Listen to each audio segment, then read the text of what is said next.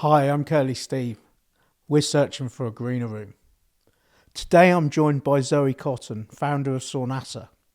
Saunassa is a contrast therapy space in Cornwall that's rethinking how we do wellness. She's on a mission to make sauna and cold dips more than a lifestyle trend, turning them into powerful tools for connection, recovery and mental health. And when she's not creating communities, she's saving lives as part of the RNLI lifeboat crew in Newquay. Zoey, welcome to the show.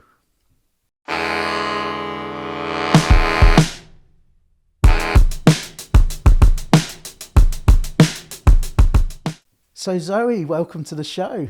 Thank you. How are you? Thanks for having me. Yeah, I'm really good, thank you. Yeah, Good. really good. Excited to be here. So yeah, thanks for having me. My pleasure. Nice to see you. So let's crack straight into it. I want to rewind first and take you back to, you used to run a big bar in Canada, didn't you? Tell me a little bit about that and your journey from the bar to Saunassa. Yeah, so really lucky, really. I've lived a very privileged life, if you like. I left Newquay. I grew up in Newquay, left Newquay in 2011 to go to Canada for a few months. Drove up the Sea to Sky Highway, and I don't know if you've ever been to that part of BC, but it's absolutely stunning, like the mountains coming out of the ocean. And my friend that was traveling with me, that moment we were just like, we're not going to leave here for a long time. Walked into the biggest après ski bar in North America. If you've ever been to Whistler, it's, you walk into this bar and it's just like, if you can imagine après ski, that's what it is. It's everyone standing on the tables dancing, and just the maddest party. Just the maddest part. And also that you walked in there, and for me, I walked in there and I felt this connection of like family, and just like that you knew everybody that worked there just loved being there. And that's what drew me to that space, not necessarily the party, but obviously, yeah, it was fun. It was a fun atmosphere. But personally, I was drawn to the feeling I got when I walked in there. And I remember saying to my friend, like, I'm going to work here and I'm going to manage this place. And I had my interview. Literally, we didn't even have visas, so I managed to get a visa. Obviously, I didn't work illegally. I managed to get a visa, and then I walked in, had an interview, and the guy interviewed me, Mike Wilson, who ended up being one of my biggest mentors, like such a great guy. He interviewed me, and he said to me in the interview, "And where do you see yourself in 5 years?" I said, "I'm going to have your job." And he just laughed at me. He was just like, "Wow, okay, that's bold." And then 5 years later I was sat in his role at it's called the GLC, not Goldie Looking Chain, Garibaldi Lift Company. But yeah, so such an interesting journey for me, because like working for a huge corporation, like lots of training, lots of support, and just like I said, had like really good support from good leaders who put people first, working around somebody that actually had people that worked for him and just loved being there, and just like it was such an amazing experience. Amazing. Did you get a chance to get up the mountain a bit? Yeah, a bit. I did actually bike and ski quite a lot out there. I used to go biking. I went for the skiing and ended up falling in love with biking. Okay. Yeah, so lots of biking, lots of injuries. It's pretty serious stuff. It's over pretty there, isn't it? hardcore, yeah. I've got a concussion, which meant I couldn't leave the house for 2 months. That was an interesting one. I'd sit in darkness. Yeah, no, but it was amazing. What an amazing place to live. And the bar, tell me a little bit about the bar. So 120 staff. What? Yeah, I had 120 staff. How many working at a time? Well, servers alone, there's about 20 servers on. That's some place, isn't it? Yeah, it was pretty impressive. Yeah. Food as well, or just food? Yeah. So daytime, it's like a restaurant, and then we would just quickly change into this parties. It's like we had this like system where all the chairs came out, and then we were like a nightclub, and the biggest parties, like the floor moving, kind of the shots turned on and shot skis. Okay. Yeah. But is that's a ski with lots of shots along the okay. But what was really cool for me, and I think this is where I guess my journey of understanding what lights me up began, is the actual being manager, but also supporting people, because they're all kids basically. Everybody that goes there is on they've left home for the first time and they've got their first visa, and they're just like, they're out there and they're like, you know, that they want to enjoy themselves, but they're also like, they don't know how to wash properly, you know. So I had the same experience. I managed hotels in the French Alps for a short time, and I had the same sort of situation. And everyone's there just to get pissed and ski and snowboard. And actually, there needs to be a little bit of work in there at the same time as well. So it's quite a hard dynamic, isn't it? And it quite is challenging. It is, yeah, hard dynamic. And also, I think there's a lot of party there, so there's a lot of highs and a lot of lows. So actually that balance was quite, you know, there's a lot of breaking points for people, and like being there as that kind of leader is where I kind of started to find my purpose.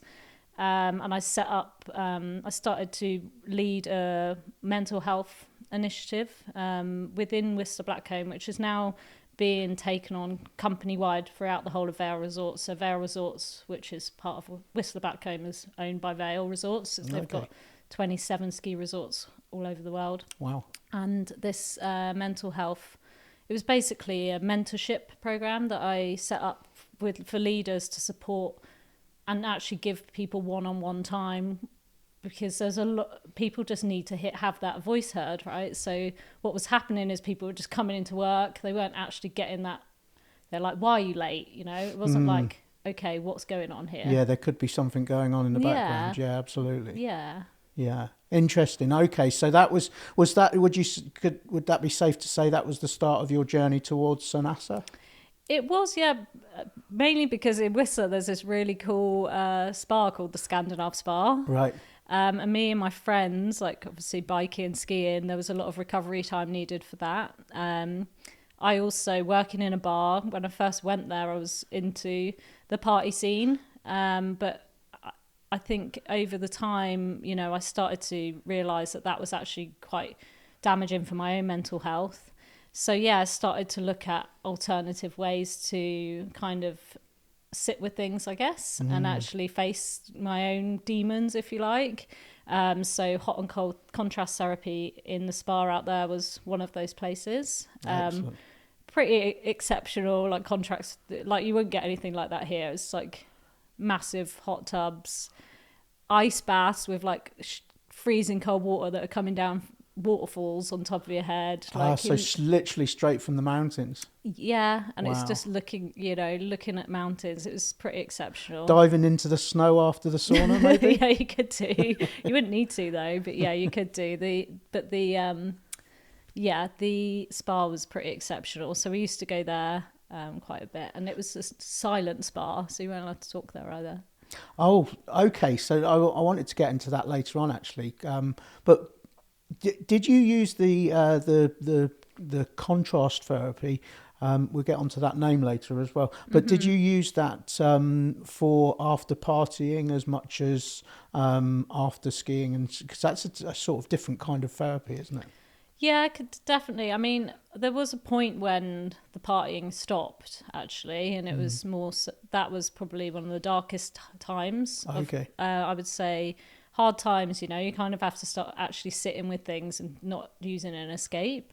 So that was when contrast therapy came in, lots of meditation, just, you know, really sitting with things. And Whistler in Canada is a really great place for that. There's a lot, it's something about being in the wilderness there, and there's something, absolutely, you know, that their communities and the native, like Canadians, you know, it's very spiritual place.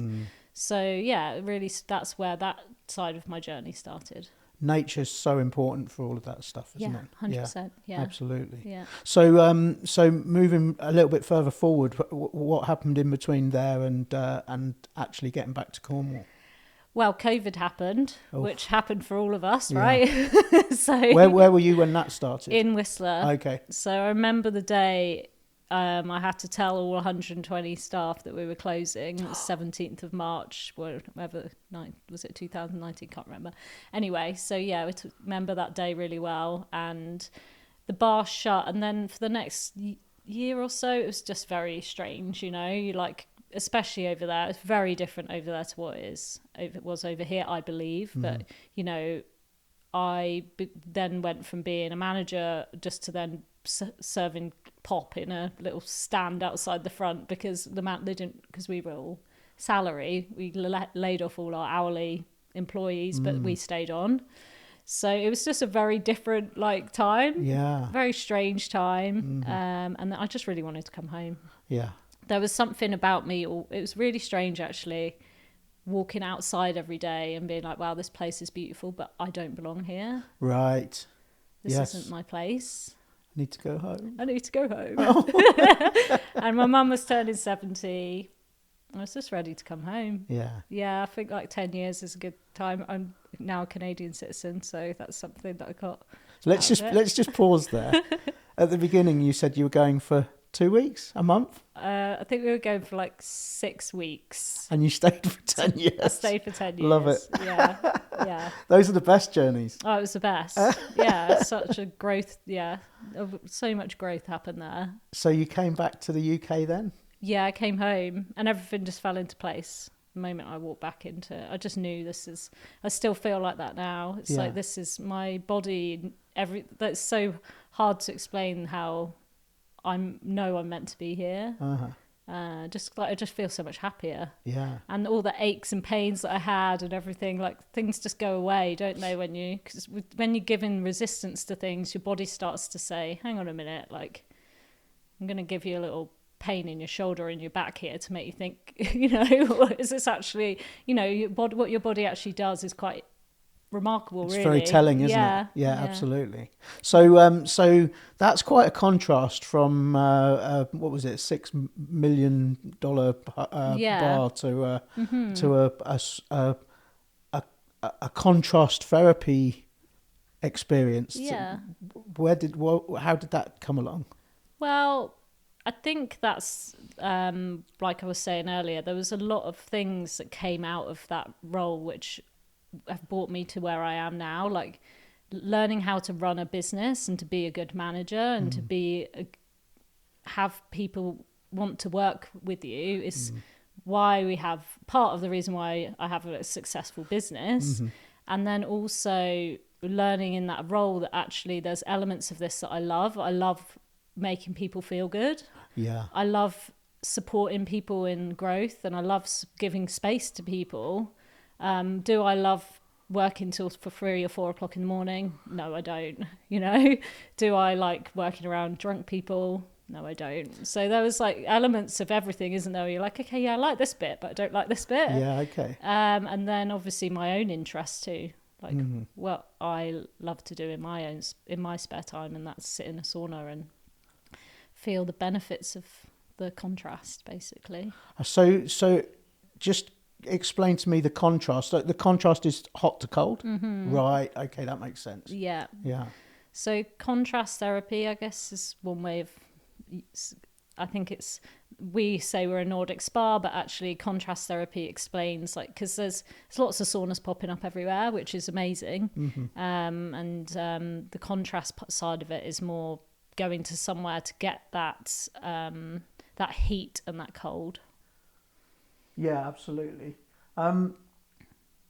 So tell me a little bit about the RNLI, because you're also you're out saving lives on the lifeboat, or I drive the tractor actually. You drive the that's a machine, isn't it? I drive the amphibious tractor. There's a couple more women just training up to do it down there at the minute, but I was the only female down there for quite a few years driving the big tractor that drives into the ocean. But yeah, I love it. It's super cool. And the small tractor, and I'm shore crew. So when I joined there, when I got home, because I was actually on search and rescue in Canada as well, marine search and rescue there.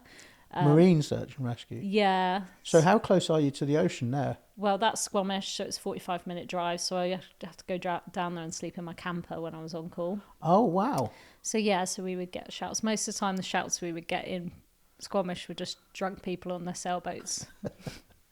Okay. Thank you. Canadians, yeah, having a good time. So yeah, so when I came home, I felt that need for that community connection. That's, I think, really where another part of this all comes into that story, and why I'm drawn to doing what I do, because I understand the benefits of that community, and the community in like little harbours with, you know, the rowing club there, and Absolutely. lifeboat crew, and some of them have been on that crew for a very long time. And they're extremely committed, aren't they? Oh, extremely, to the point where, because obviously my life's taken a bit of a different turn in the last year or so, you get a bit of guilt sometimes, because I have to, you know, we still show up for shouts, but they show up like training 3-4 times a week. And, you know, there has to be some balance, right, in everything for me. But yeah, I do love it. I guess like it's that also that part of me that sometimes has to be like, okay, do I need to go to training right now, or do I need to have a bit of time to myself? Yeah. Because life's been a bit busy over the last couple of years. Well, sounds like many years. Yeah. Yeah, right. Yeah. And I'm interested in the contrast between running a massive bar and going sort of on shouts, where you've got to be pretty ready to go, haven't you? And then the contrast between and running a business and then actually getting into the sauna and getting into the jacuzzi baths. It's hot tub. Hot Yeah, tubs. hot Okay. tub. It's not it doesn't have the air. Is that what makes the difference? Okay, Yeah. I see. So tell me about the sort of contrast between... Yeah, that's a good question. So one thing I think is really the contrast of it is like that learning of it's going to be okay. You know, like when you're in a high-paced environment like a $6 million restaurant, and believe me, hopefully I can swear here, but shit hits the fan.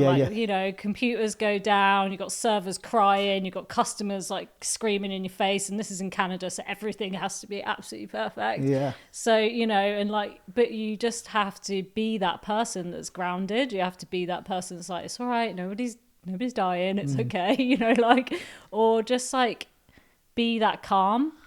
Because actually, I think that now has taken me to where I am here at home, and, you know, in the lifeboat crew, when the pager goes off, and, you know, you do see some of the crew, you just like, you get down there and their adrenaline, and you're like, it's okay, you know, like, because you have to, you know, do your SMEAC, so you have to do the run through and be calm and like run through everything, what's happened, what's the incident, like, you know, especially if you're driving the tractor and that.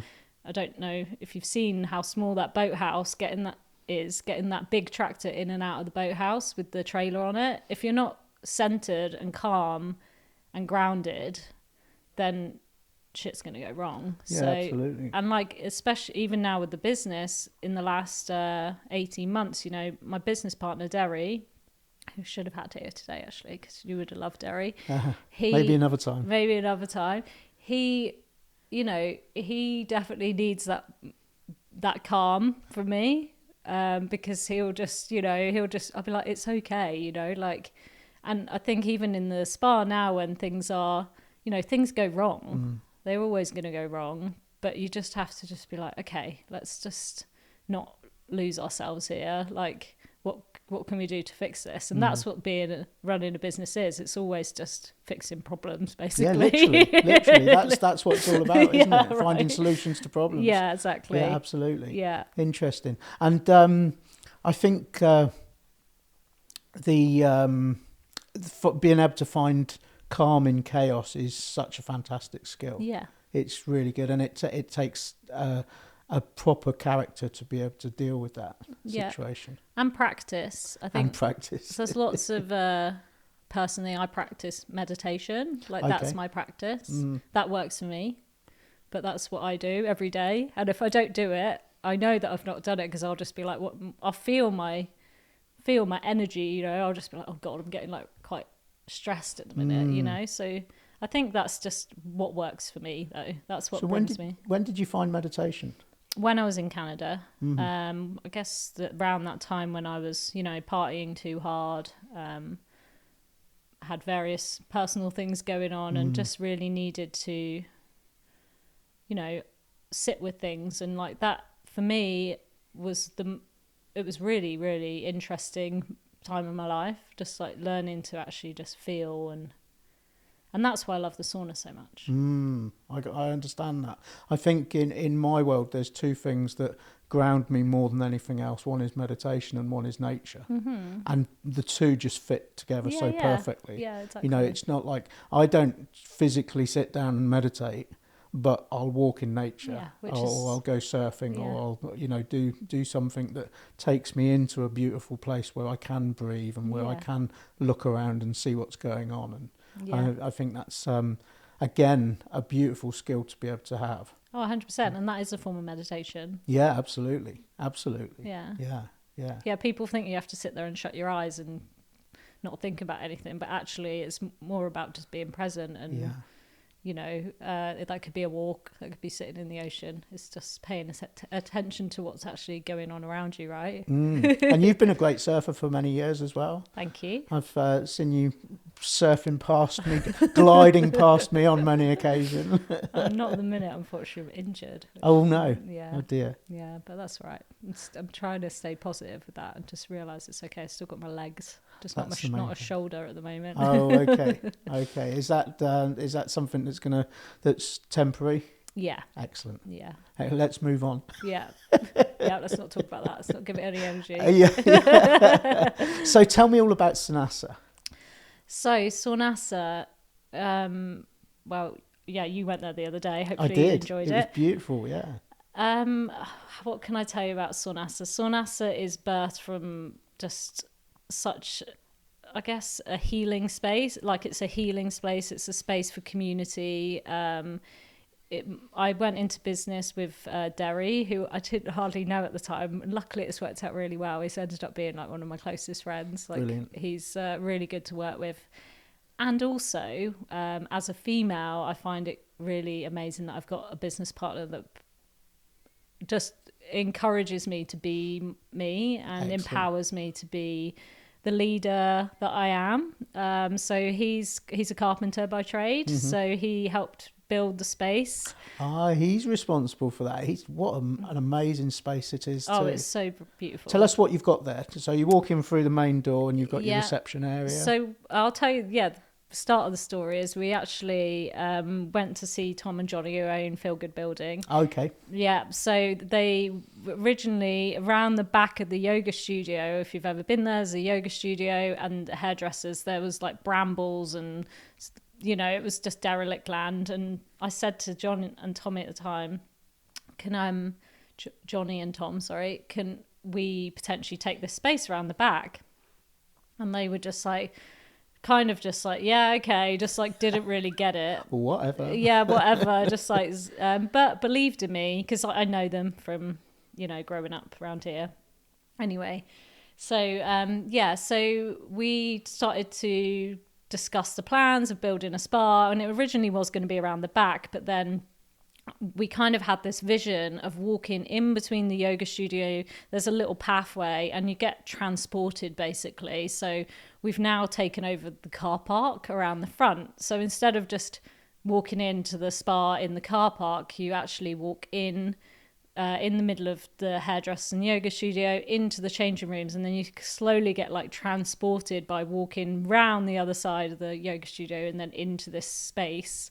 And it's so interesting that people kind of come in there and they don't even realize that they've walked past the spa already. You know, you kind of like get transported when you're in there, right? You do, yeah. It's pretty cool. That's the vision of it, really. So the vision was always to kind of make you feel like you're somewhere else and not in a car park behind Asda.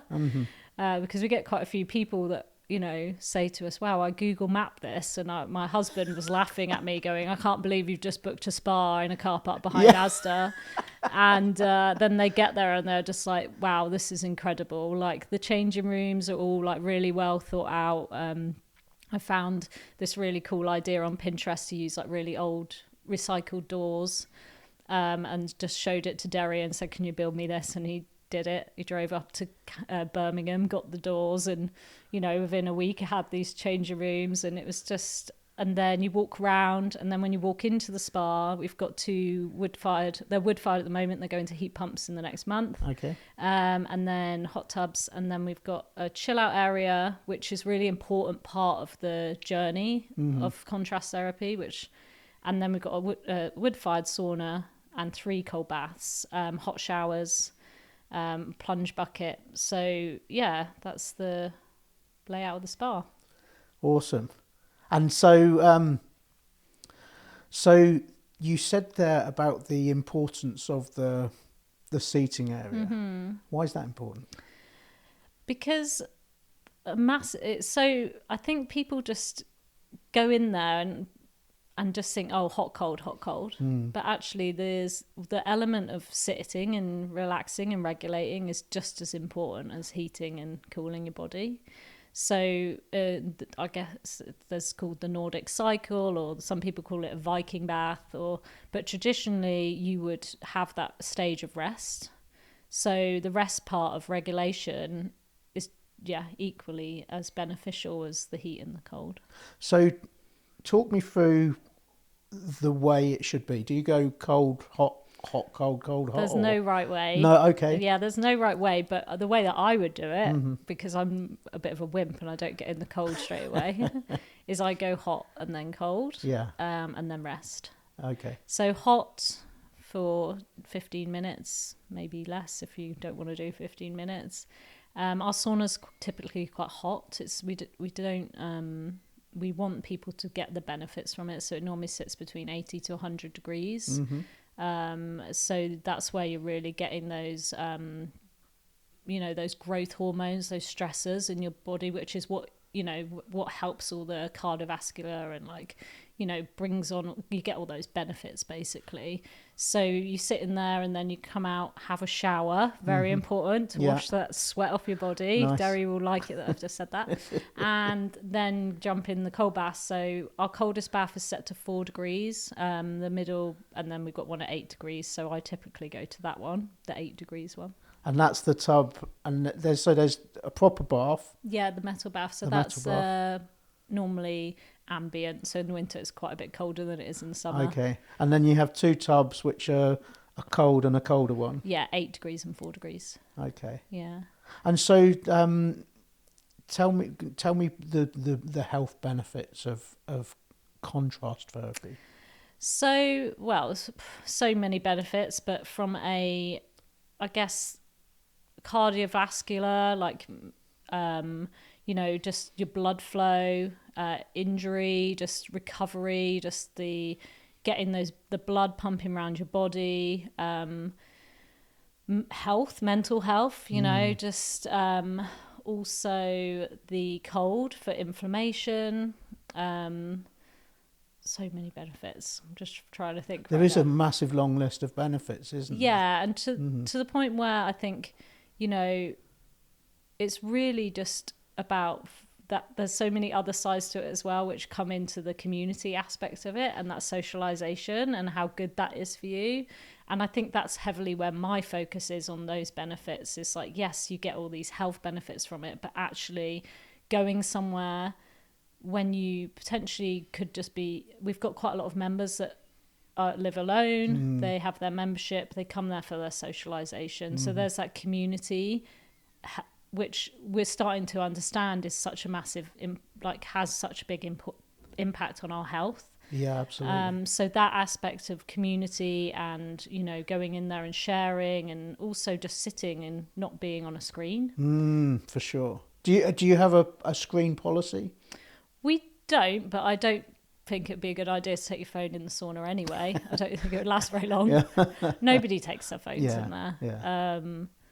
Yeah. I mean, obviously we don't, to be honest, we're not a big pusher on rules like that. Good, I like that. So you said that in Canada there was silent sauna. How does that go with community? Yeah, so silent, it wasn't actually a silent sauna, it's a silent spa, which I thought was quite strange actually. They had shushers that worked there. Shushers? Yeah, I'd love to have a job. I'd love to be a shusher. It literally said shush on the back of there, and they'd walk around and shush you.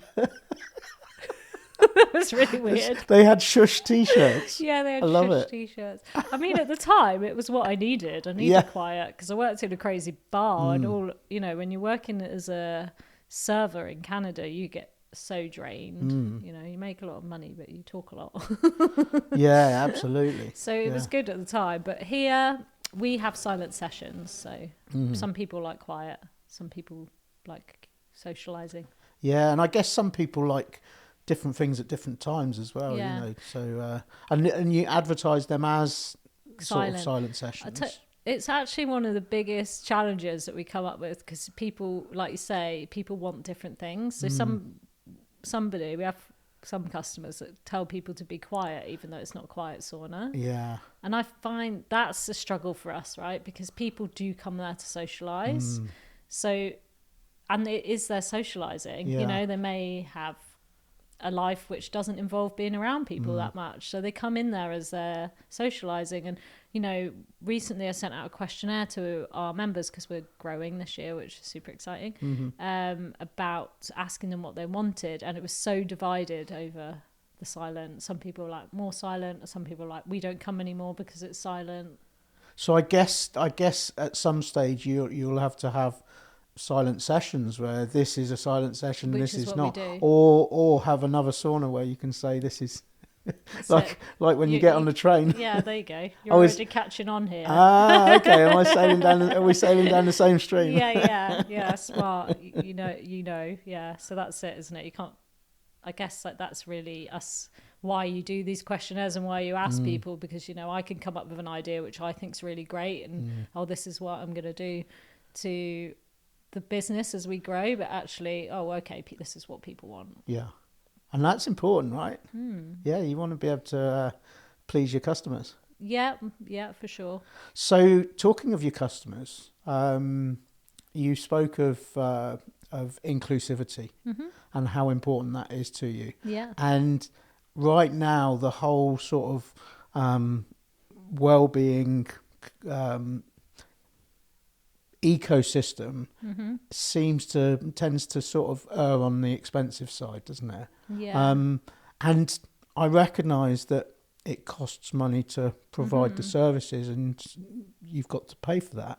However, how do you become more inclusive? How do you allow different people to pay? Could you do that? Different people paying different prices, or so you can do like a low wage initiative. Like we're also looking at doing some CIC stuff. I give away a lot of free sessions to charities when we're not, because we are closed for a few hours in the day. So I do give, if anybody has got a charity and they, we've been working with Sunrise, who support families that have been affected by suicide.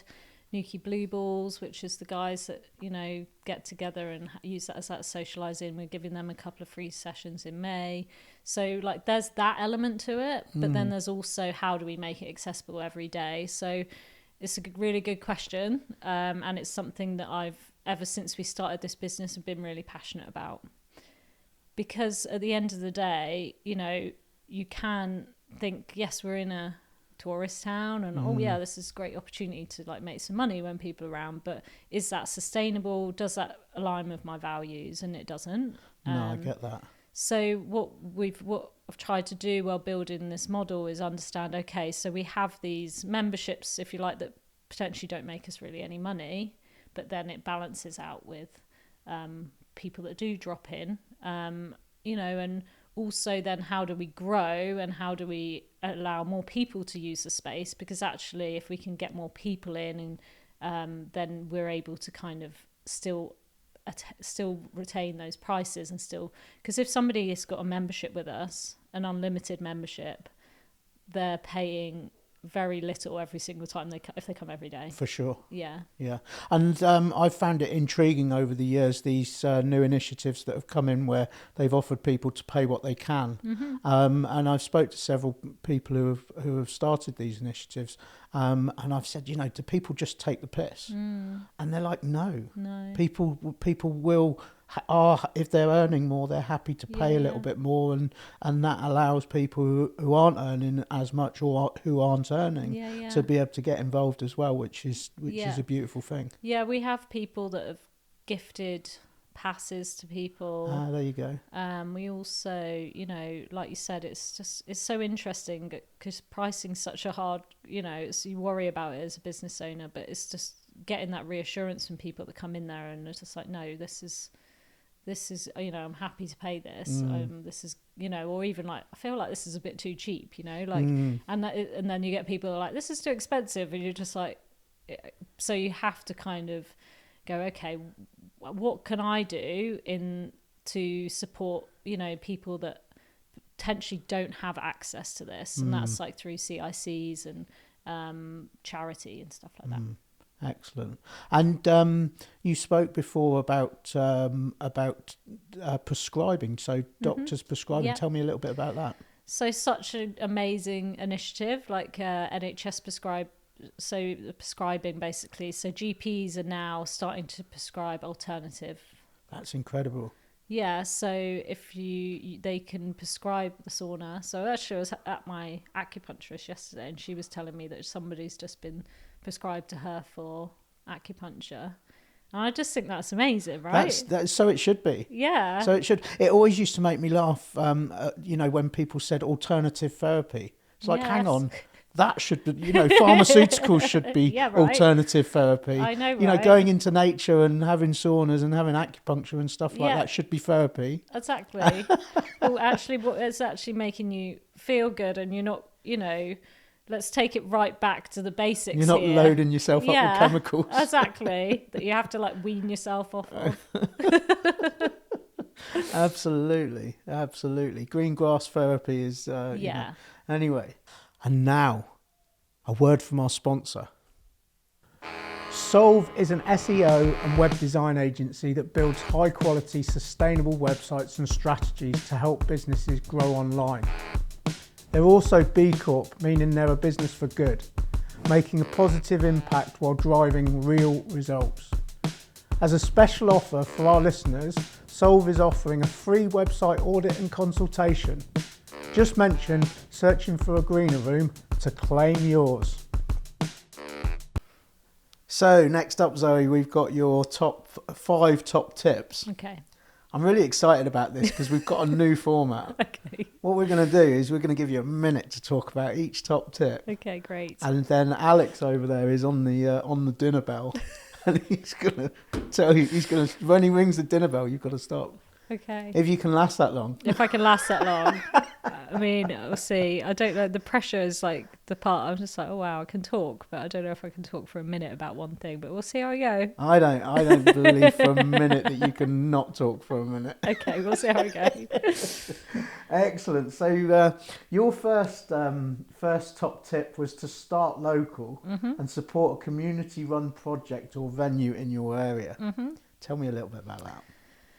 So yeah, I guess if there's anything, if you're thinking about buying or if you're thinking about going to an activity or anything, think about what you've got locally first. Obviously, we want, if people like myself, we set up these community spaces, supporting us is great, but also, is there a community event that you can start? Is there something you're passionate about that can start bringing people together? I've seen lots of run clubs come up recently. There's so many community things going on, isn't there? Which is just really good for people. People need that. They need that connection. So yeah. Community's massive, right?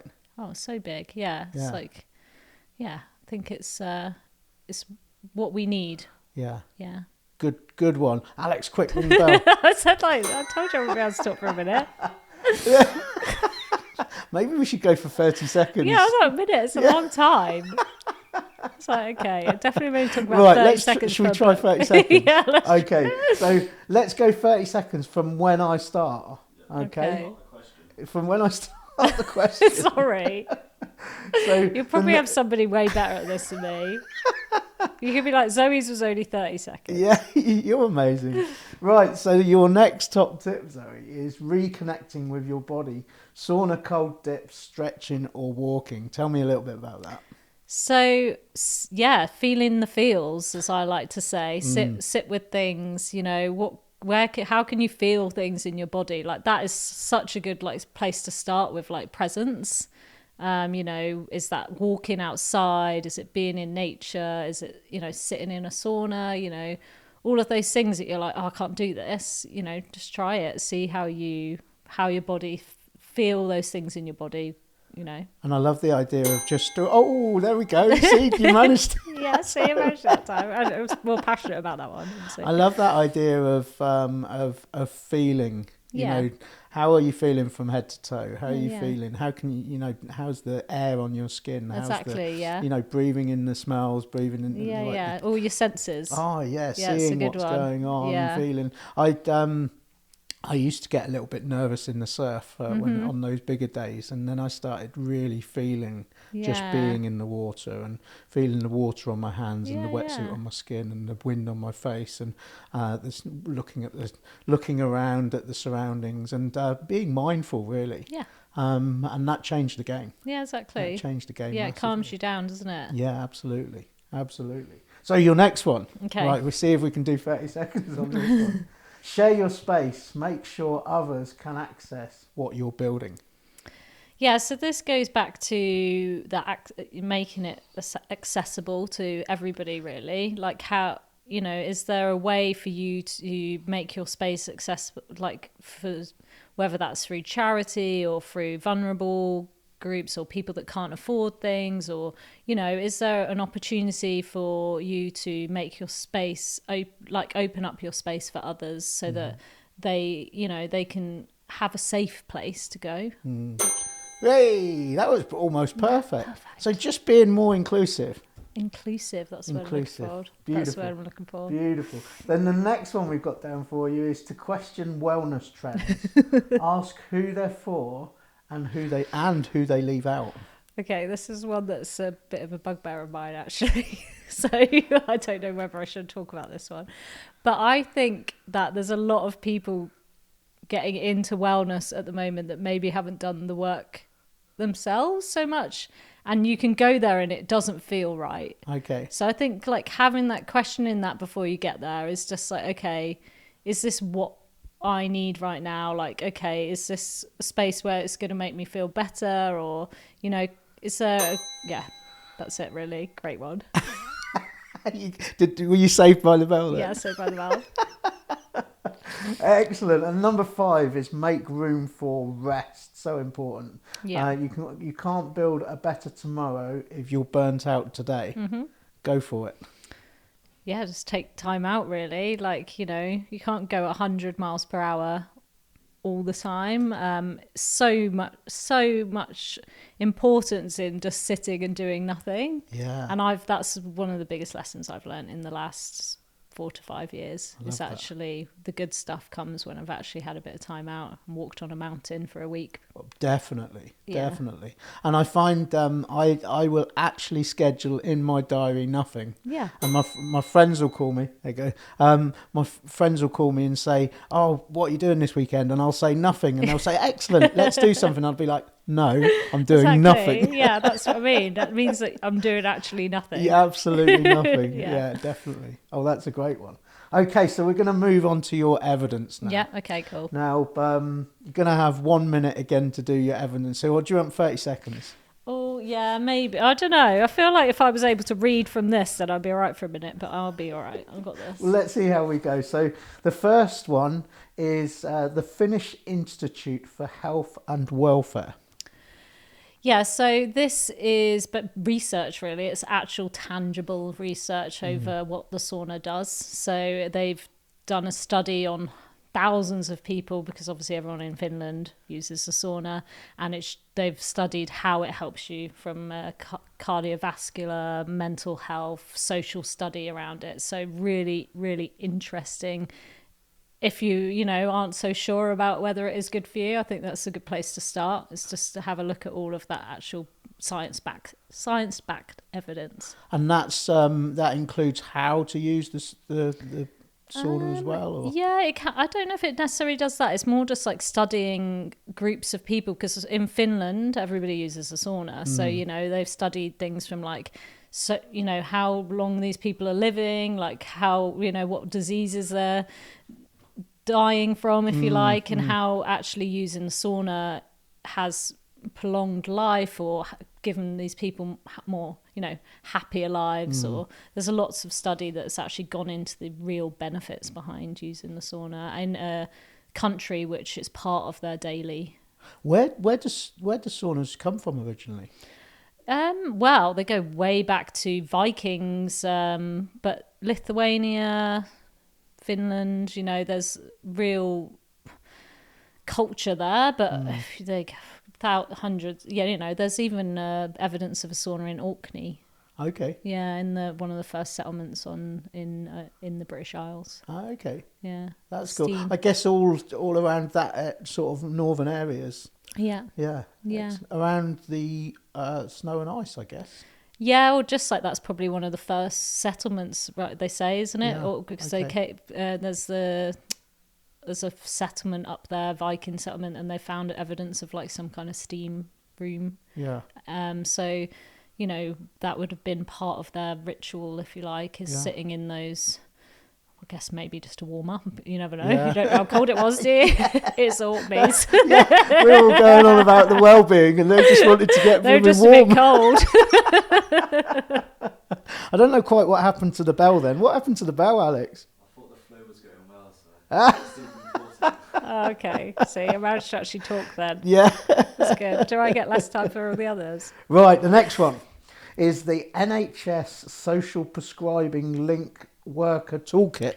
Yeah, so this is what we were talking about earlier. So this is where you go to kind of, if you want to be part of that social prescribing, how the toolkit behind how you can get involved with it. And it is so brilliant. Like, GPs working with saunas, like we say, acupuncturists, like massage, like even just walking and getting people outside and getting them moving. Like, how do you, if you want to get involved and be something that the GPs are prescribing, a service, if you like, then this is a good place to start. And for me, it's something that I'm super passionate about at the moment, and becoming, is something that's going to be coming to Saunassa more and more over the next year. That's fantastic. That's really cool. And that obviously includes people as well.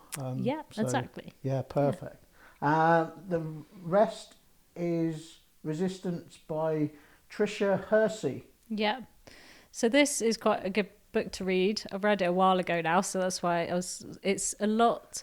This is about, how important that rest is, and actually how that then sets you up for that resilience, and, how important that is in just being able to operate. I think we've lived in I don't know, I have personally lived a life of like go. Yeah, for sure. So there's a lot of lesson here, and actually rest is such an important part of a cycle. Like I think even in the winter, we don't even understand that actually we are meant to rest, and we're meant to hibernate, right? to hibernate. Yeah, absolutely. Like, it's actually really good for us. So slowing down and Yeah, excellent. And that's what that's all about. Yeah. Yeah, okay. I love this one, Donut Economics. Yeah. By Kate Raworth. That's a super book. Tell us about that. So this is really about how businesses look after people, right? So it's more about, okay, what kind of world are we building? Are we building a world where it's all about money, or are we actually investing in our people? And this goes back to my GLC days, if you like. So actually, if you put that time into people and their happiness and like their growth, and then what you get from that is a better world. So that's so on the donut you've got like, is it people on the inside and planet on the outside? Is it, that's it. And it's it's I think that's a sort of definite direction that the world is going into now, isn't it? That people and planet before profit. And I think it just makes sense. Yeah, exactly. It's not it's not out of this world to think it, is it? No. It's just, it seems to me extremely obvious. Yeah, I quite often can't understand how it's not. No, and unfortunately, it's quite sad that it's still not in a few countries. Yeah. So not Yeah. to get into that. Yeah, absolutely. So your number 5 is the Sauna Aid Project. Yes. International Sauna Association. Yes, so this is actually something that I'm on the British Sauna Society. I actually help them with their monthly newsletter, and I'm part of their committee. And there's people on there that do this Sauna Aid Project, and it's all about putting saunas in, I guess, vulnerable places. It's actually, there's saunas going into places, where poverty is just we wouldn't even understand. Like, we're so privileged here, and the project, it kind of is about building these spaces where people just they wouldn't even know what a sauna is, and it's giving them a safe space, a space to like even just go through and experience these. It's really very, very a lovely project that's set up to support some really hard and difficult, people that are going through some really difficult times. Yeah And quite often I think those people need sort of therapy more than anyone else. And they're not even aware of that, because they've got so much disruption going on around them with war and whatever that could be. That's where these projects are popping up. So it's really, I definitely would go and check that out. Yeah. So Zoe, tell me, before we move on, tell me how we can support you. Where can we find you? You can find me, you can find Saunassa on Instagram, Saunassa_spa, and you can find me on there as well, Zoey Cotton, and then you can find us on our website as well, saunassa.co.uk. Saunassa, I should say Saunassa, apparently that's how you pronounce it. Okay. But it means in the sauna in Finnish. Excellent. Mm-hmm. And LinkedIn?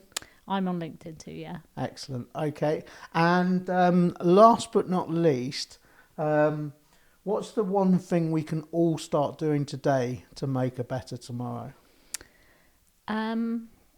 Just be a kinder person, just actually, I think, lead with kindness. Don't be a dick. Absolutely, I couldn't say it better myself. Zoe, thank you so much for coming on the show today. It's been an absolute pleasure talking to you, and I'd love to maybe a bit further down the line to get you back in and see how things are going and see awesome. How your new plans go. I love that. Excellent. Thank you very much indeed. You're welcome. Take care. Thank you. And thank you. Welcome. That's it for this episode of Searching for a Greener Room. We'd love to hear your thoughts. Let us know what you think, who you'd like to hear from, any topics you want us to cover. Drop us a comment. Don't forget to like and subscribe so you never miss an episode. See you next time.